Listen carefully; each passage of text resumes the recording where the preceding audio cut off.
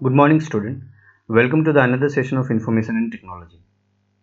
In this session, we will discuss about different view of a presentation.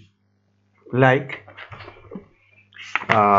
before we start, in the last class we have discussed the slide layout template कि कैसे एक presentation को template से बना सकते हैं, कैसे एक presentation को slide layout अलग-अलग तरीके से उसके structure को define कर सकते हैं.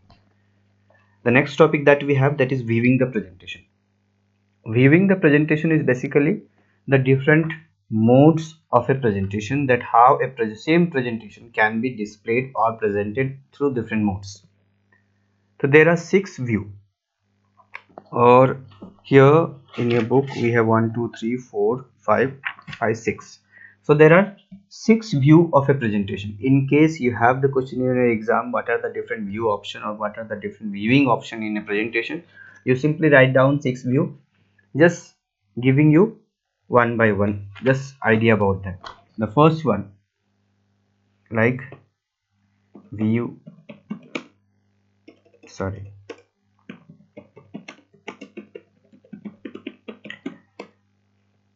viewing a presentation. The number one is normal view, next outline view, next notes view, next handouts view or handout view, slide sorter view and slide show view. ये 6 view हैं. इन चारों 6 के 6 आपको याद करके रखना है. ये अलग अलग तरीके से आपको एग्जाम में पूछा जा सकता है. ठीक है, लेकिन इन 6 व्यू का पर्पस क्या है और किस तरीके से काम करते हैं ये जानना भी जरूरी है. अभी जो आप स्क्रीन पे देख रहे हैं, जिसपे आप देख पा रहे हैं कि right now the presentation in its editing mode. अभी ये प्रेजेंटेशन जो आप लोगों ने ओपन किया हुआ इम्प्रेस में या फिर पावर पॉइंट में भी आप काम कर रहे हैं, तो ये एडिटिंग मोड है. जितना भी चेंजेस करना है आप अभी कर सकते हैं. आपको कोई टेक्स्ट इंसर्ट करना है कर सकते हैं, आपको कोई पिक्चर इंसर्ट करना है आप कर सकते हैं, आपको कोई एनिमेशन इफेक्ट डालना है, ट्रांजिशन इफेक्ट डालना है, ये काम भी आप कर सकते हैं. तो मेरे कहने का मतलब है this mode is the normal mode. This is the mode which is called normal mode. Now before I talk about the next one, let me just insert any random image over here.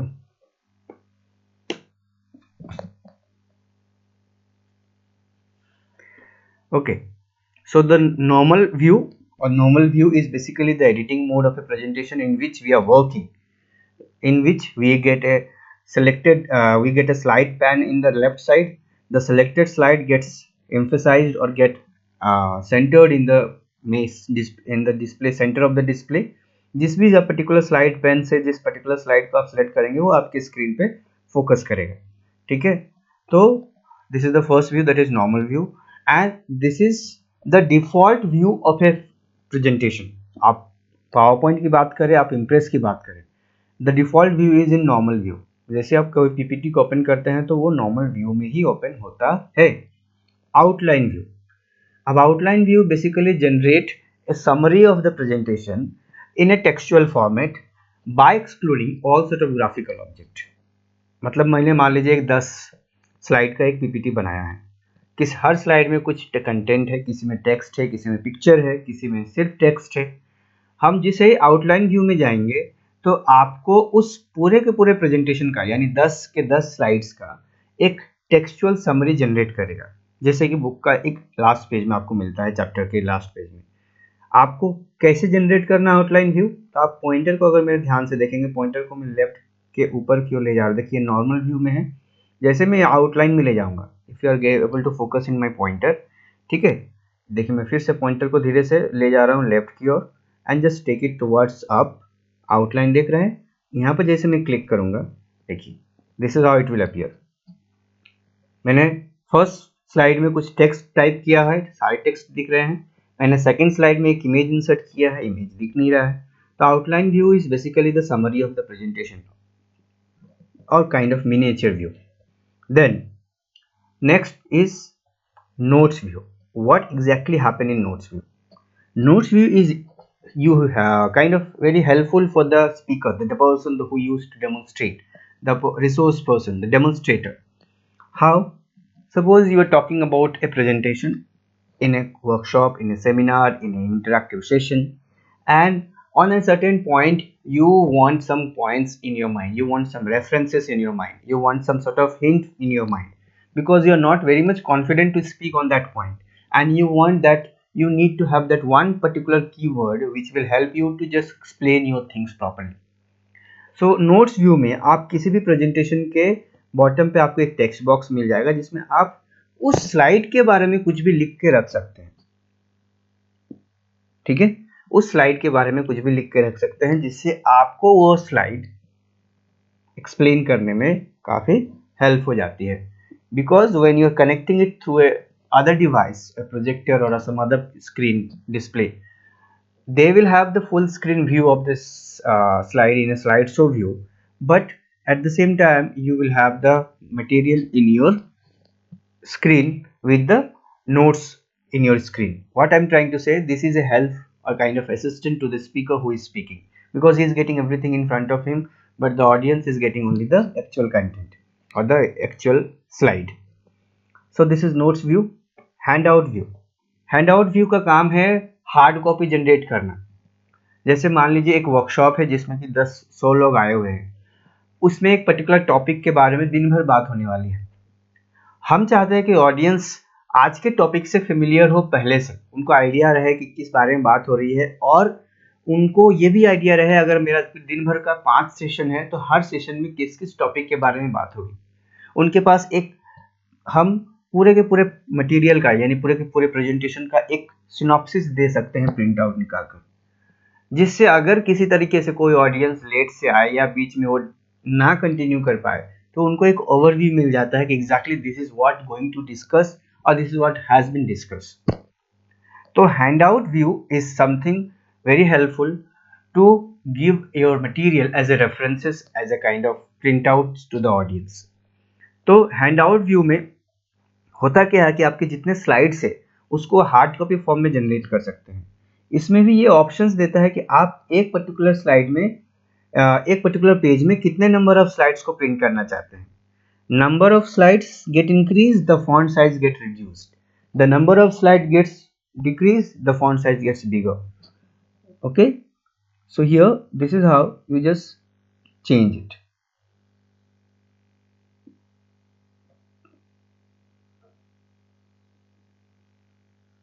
That option used to come in PowerPoint very easily. I have to check when we go to the print option. ठीक है, देखिए यहाँ पर आपका document slides के जगह पर आप हैंडआउट चूज कीजिए। जैसे हैंडआउट चूज करेंगे तो आपको ऑप्शन मिलेगा, ठीक है, स्लाइड पर पेज। आपको कितना स्लाइड चाहिए एक पेज में, एक स्लाइड चाहिए तो एक स्लाइड वो प्रिंट करेगा हैंडआउट में। नॉर्मल अगर आपको प्रिंट करना है तो आप हैंडआउट्स फॉर्म में प्रिंट ही मत कीजिए, अगर एक एक प्रिंट करना है। 2 चाहिए तो इस तरीके से दिखेगा, अगर आपको उससे ज़्यादा चाहिए 3 चाहिए तो और छोटा हो जाएगा। ठीक है, आप अलग अलग ऑप्शंस को चूज कर सकते हैं, 4, 6। पावर पॉइंट में तो वो सिर्फ इवन नंबर का ही ऑप्शन देता है, ऑड नंबर का ऑप्शन भी नहीं देता है। तो ये सब कुछ डिपेंड करता है कि आप ऑडियंस को क्या दे रहे हैं, आपके स्लाइड का कंटेंट का साइज क्या है। अगर आपके एक स्लाइड में बहुत ही मिनिमम कंटेंट है जो कि आसानी से यूजर पढ़ सकती है बिना किसी फॉन्ट साइज के इश्यूज के, तो आप 3 या 4 स्लाइड एक पेज में आसानी से प्रिंट कर सकते हैं। आपका पेजेस का भी सेविंग्स होगा और ऑडियंस को भी काफ़ी डिफिकल्टी नहीं आएगी कंटेंट को पढ़ने में। तो handout view is basically use to, ये ऑप्शन आपको कहाँ से मिलेगा, प्रिंट ऑप्शन में। फाइल में जाकर प्रिंट ऑप्शन में आपको ये ऑप्शन मिलता है। फाइल में जाएंगे, प्रिंट में जाएंगे और यहाँ पर आपको डॉक्यूमेंट प्रिंट करना क्या है, हैंडआउट प्रिंट करना है। जैसे जाएंगे आपको स्लाइड पर पेजेस का ऑप्शन मिलेगा। इनका ऑर्डर भी आप डिफाइन कर सकते हैं यहाँ से। ठीक है, तो इस तरीके से हैंडआउट ऑप्शन को हम लोग यूज करते हैं। Handout is basically refers to the hard copy of the slides. Then slide sorter view. Slide sorter view is basically display all slide in a single screen. अगर मेरे पीपीटी पे 15 slide है तो वो 15 स्लाइड्स का एक मिनिएचर व्यू जनरेट कर देगा। अगर 20 स्लाइड है तो 20 स्लाइड को एडजस्ट कर देगा एक ही स्क्रीन पे। वो स्लाइड के नंबर के हिसाब से आपका जो थंबनेल का व्यू है वो छोटा या बड़ा हो जाता है। तो अगर आपको पूछा जाए एग्जाम में कि what is the difference between slide sorter view and slideshow view. So very simple answer you can write. In slideshow view, we display one slide at a time in full screen mode. slideshow view के बारे में आप सभी को पता है, ये last view है हमारा, ठीक है, आप देख सकते हैं ये मेरा लास्ट व्यू है। तो slideshow व्यू के बारे में आपको पता है कि हम F5 प्रेस करते हैं, एक सिंगल स्लाइड पूरे स्क्रीन में दिखता है, पूरे फुल स्क्रीन मोड में। जैसे ये आपके स्क्रीन पे जो अभी दिखेगा, ये स्लाइड शो व्यू है। It display one slide at a time in a full screen mode, ठीक है। And slide sorter view display all slides in a single screen. So this is the basic difference. Slide show view display only one slide at a time. Slide sorter view display all slide in a single screen. So ये आपके 6 views है जो हम लोगों ने देखा। फिर से मैं बता रहा हूँ, normal view is the default view which is the editing view of a slide और presentation. Outline view is basically the summary of the entire presentation excluding the graphical material like pictures, table or any other thing. Notes view is a reference or a very helpful for the speaker or the demonstrator who wants to speak on a certain topic with the help of some material without letting audience know exactly that he is taking help of some notes. Handout view is the hard copy of the presentation which is used to given to the audience during the presentation, before the presentation, or maybe after the presentation, so the audience get connected to the topic or the session throughout the period. So this is how handout view is also helpful. Even many a time it is also used for the marketing purpose for any product. Slide sorter view display all the slides in a single screen, and slideshow view display single slide in a single at a time in a full screen mode. तो ये तो हो गया आपका चारों 6 के 6 view option. इसके बाद आपके बुक पे है how to insert header and footer. So this is something very important. मेरे पास अभी 6 स्लाइड है। हेडर एंड फुटर का ऑप्शन के लिए आपको कहाँ जाना होगा, व्यू में जाना होगा। व्यू में जैसे ही जाएंगे आपको हेडर और फुटर का ऑप्शन दिखेगा, ठीक है। नीचे देखिए हेडर एंड फुटर का ऑप्शन दिख रहा है। यहाँ पर आपको चूज करना है कि आपको चाहिए क्या। डेट एंड टाइम चाहिए तो फिक्स चाहिए तो आपको दिखेगा। फुटर में आपको कोई टेक्स्ट पर्टिकुलर डिस्प्ले करना है, जैसे मान लीजिए मैं SCS डिस्प्ले कर रहा हूँ। Wait a minute.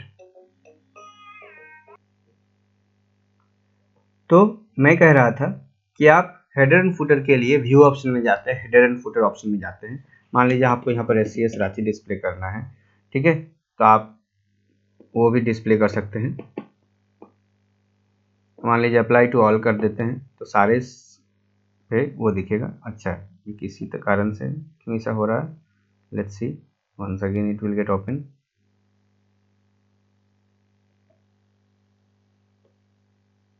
Recovery failed, कोई बात नहीं, हम दूसरा अकाउंट क्रिएट कर लेंगे, सॉरी दूसरा डॉक्यूमेंट क्रिएट कर लेंगे।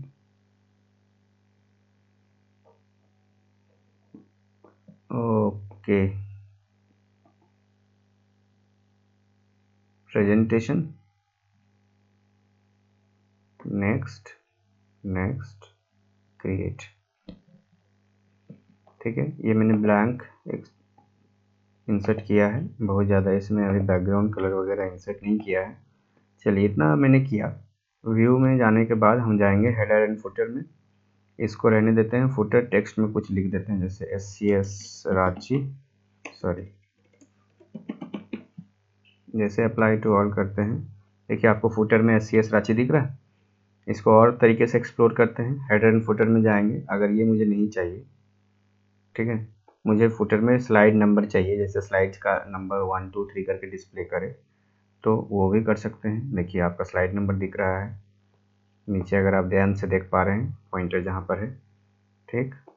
अगर आप फर्स्ट स्लाइड नंबर नहीं डालना चाहते हैं, जैसे कि नॉर्मली हमारा जो फर्स्ट स्लाइड होता है वो आपका कवर पेज या उसका फर्स्ट पेज होता है जिसको हम लोग स्क्रीन पे डिस्प्ले करते हैं, उसमें हम पेज नंबर नहीं डिस्प्ले करना चाहते हैं तो उस पर वो डिस्प्ले नहीं करेगा, ठीक है, लेकिन वो कंटिन्यूएशन में ही जाएगा, बस उसमें डिस्प्ले नहीं करेगा, वो सेकंड में सेकंड पेज नंबर से ही दिखेगा। इस तरीके से आप स्लाइड नंबर इंसर्ट कर सकते हैं। डेट एंड टाइम आप डाल सकते हैं। आप एक पर्टिकुलर स्लाइड में डालना चाहते हैं वो भी कर सकते हैं। अप्लाई टू ऑल करेंगे तो सारे स्लाइड्स में आएगा वो, ठीक है। आप एक पर्टिकुलर डेट, अगर मैं इस पर फिक्स कर देता हूँ, fixed slide number apply to all,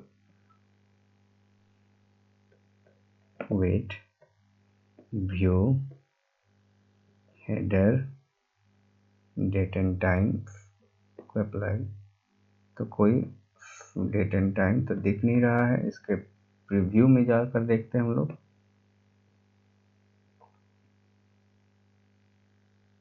okay, it's not getting displayed anything. अगर मैं इसको फिक्स की जगह पर वेरिएबल कर देता हूँ, I think it will display after the print out.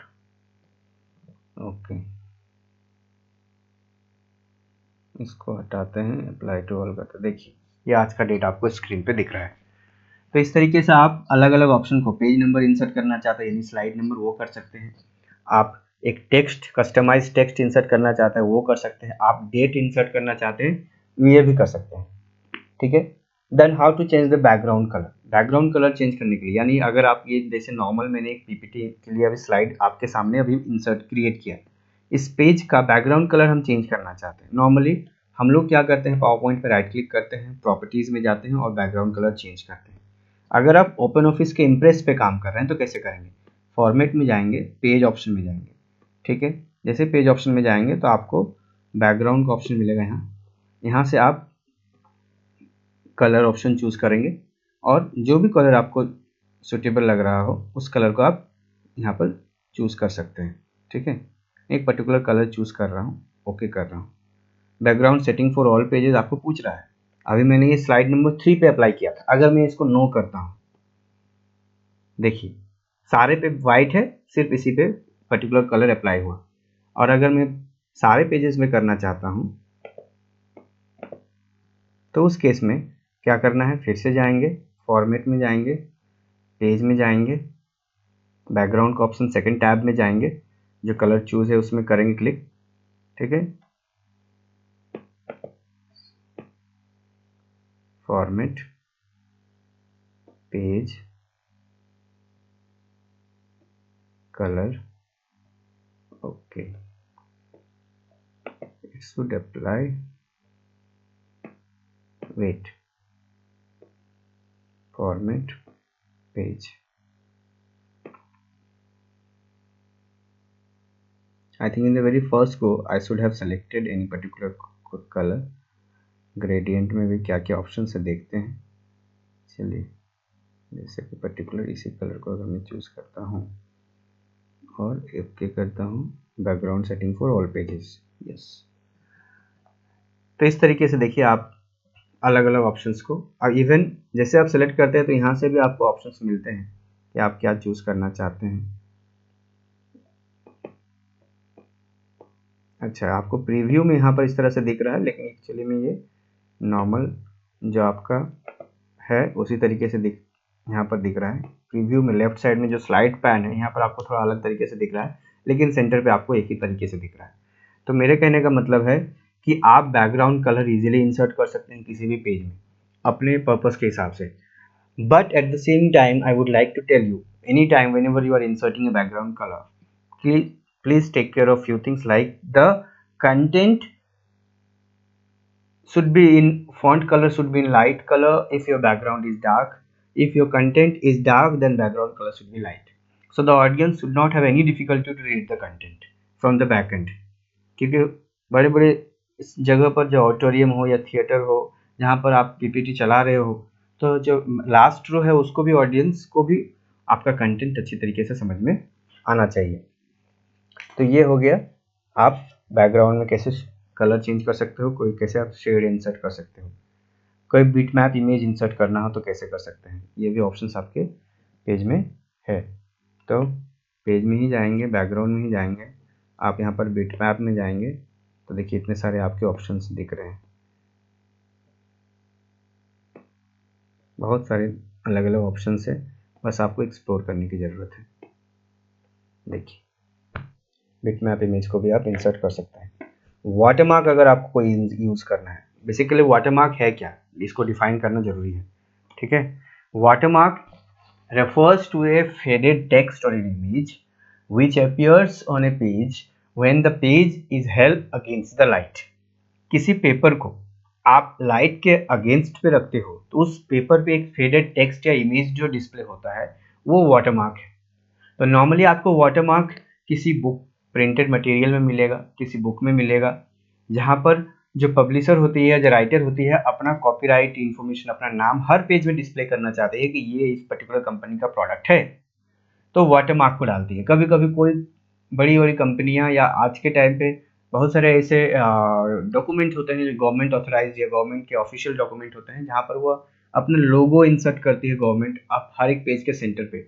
Even while the registering of a land और ए हाउस, जो कोर्ट के पेपर होते हैं उसमें भी एक हल्का डार्क में ही आपको स्टेट गवर्नमेंट का लोगो मिलेगा, या फिर हो सकता है नेशनल एम्बलम मिलेगा जो अशोक स्तंभ है। बहुत सारे डॉक्यूमेंट जो कोर्ट के पेपर होते हैं वो वाटरमार्क के फॉर्म में हर डॉक्यूमेंट के सेंटर पे दिखते हैं। तो watermark refers to a faded image or a text which appears in a paper when that paper held against the light। तो अगर इसको इंसर्ट करना हो तो कैसे करेंगे? इसको इंसर्ट करने के लिए insert the graphic in the slide which has to be used as a watermark. आपको वो इंसर्ट करना इमेज जिसको आप वाटरमार्क की तरह यूज़ करना चाहते हैं। तो इंसर्ट में चलते हैं, ठीक है, पिक्चर में चलते हैं, या फिर यहाँ पर ही आपको कोई और ऑप्शन मिलता है, OLE object, plug in, animated image, hyperlink, comment में चलता हूँ, एनिमेशन है नहीं, इंसर्ट में ऑब्जेक्ट,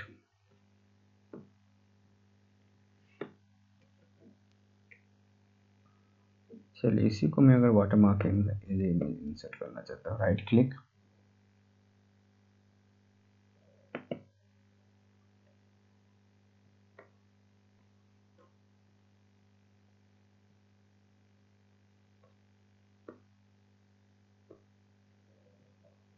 ये चला कहाँ गया सर जी?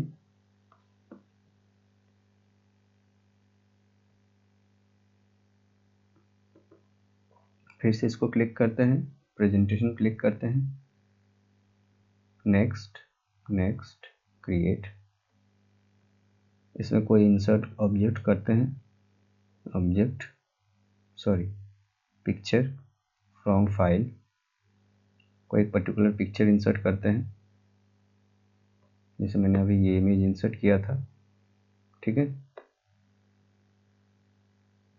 ये इमेज आपको अभी दिख रहा है, इसको वाटरमार्क में वाटरमार्क करना है यूज।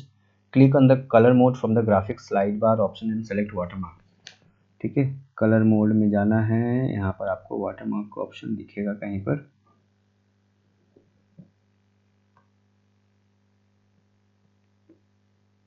Colour mode watermark. देखिए अगर आप ध्यान से देखेंगे तो आपको सेम इमेज थोड़े शेडेड फॉर्म में दिख रहा है, ठीक है। ये आपको नहीं अगर समझ में आ रहा है, एक बार इसका बैकग्राउंड कलर चेंज करके देखते हैं।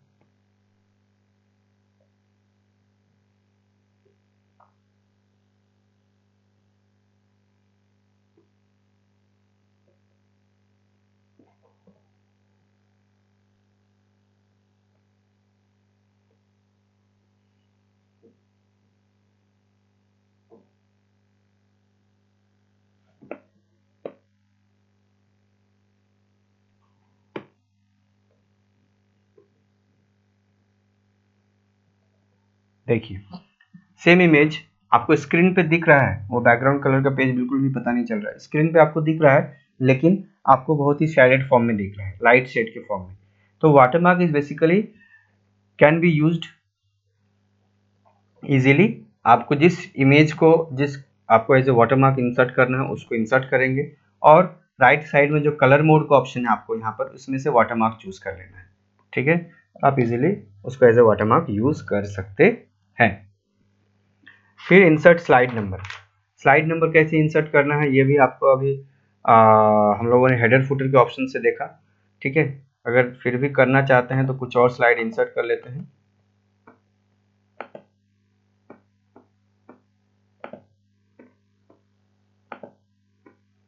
जैसे insert page number.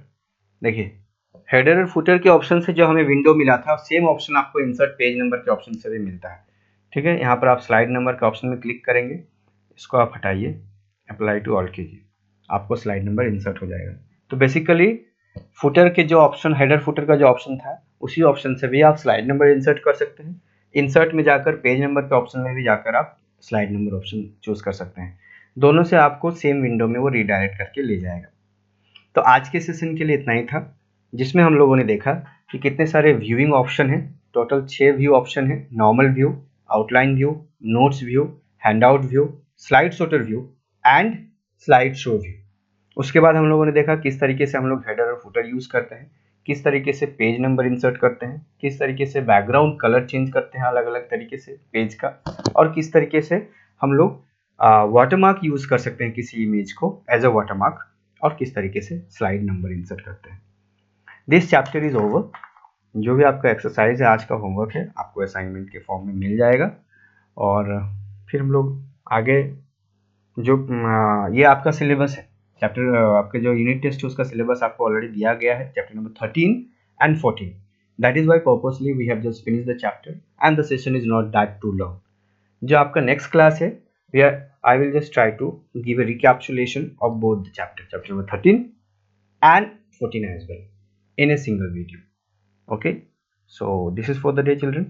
Thank you everyone. Stay home, stay safe.